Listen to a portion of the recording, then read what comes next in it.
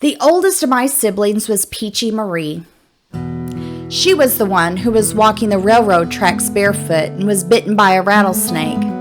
Mama had to take her to St. Louis on the train to get treatment. She had already left home when I came along, but she came back from time to time. Next was Gertie, and she married Raleigh Haywood at 15, and she moved to St. Louis. The oldest brother was Felix, and after him was Timon, or Tite. During the Depression, they both joined the CCCs. President Roosevelt had given young men work to help their families out during the Depression. I remember being given food sacks from the WPA. Felix was in Eminence in Winona, and Tite was sent to the bunker camp. They both worked on building roads. They decided to join together and bought Mama a brand new cook stove with their wages.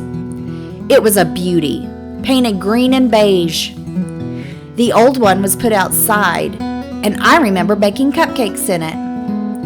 Later, Mama admitted it didn't cook as good as her old one. Felix later moved to St. Louis and married, and he died young while we lived in the Rubel house. In 1941, Japan bombed Pearl Harbor, and World War II began. Timon soon enlisted and was sent to be an ambulance driver in France for the Army. A lot of our local boys had to go. Dad was so worried about him. He made sure that the battery stayed charged on the radio so he could listen to the war news. No one listened to the radio during the day. He stayed glued to it when the news was on. I remember hearing some of the war reports at night. Tite returned from service safely, and he married Ruth Beaver, and they moved to Rubel. Lillian was next in line. She married Pete Pender, and they lived nearby in a one-room sawmill shack above Joe Ashby's sawmill.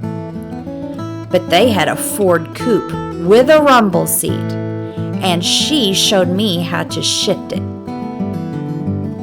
Next was Charles, but everyone called him Dude. And then there was a baby girl named Geneva, who lived just a few months. I was next, and then came my little brother Toby. When he was old enough, he snuck off to town to join the service, and he was sent to fight in Korea. Thankfully, he too returned safely to us. The youngest is my little sister Shirley. Ronnie Sanders was the midwife, and something was wrong, and she had to call for Dr. Bug to help. Shirley nearly died, but Dr. Bug put her on some pet milk from a can.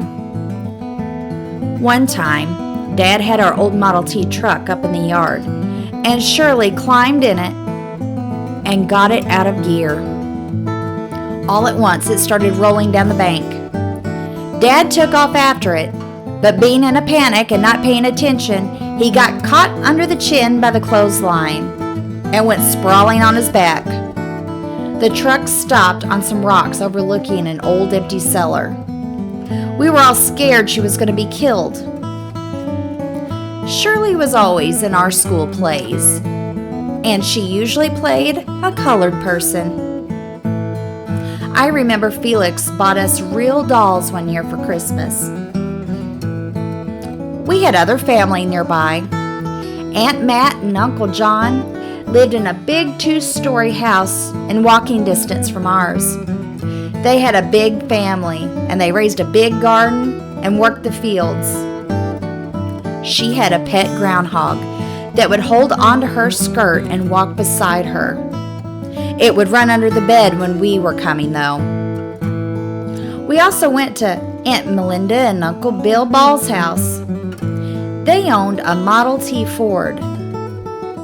Now, Dad owned a moon car, and he kept it in the shed. It had isinglass windows or panels, but the brothers sold it cheap for scrap iron years later.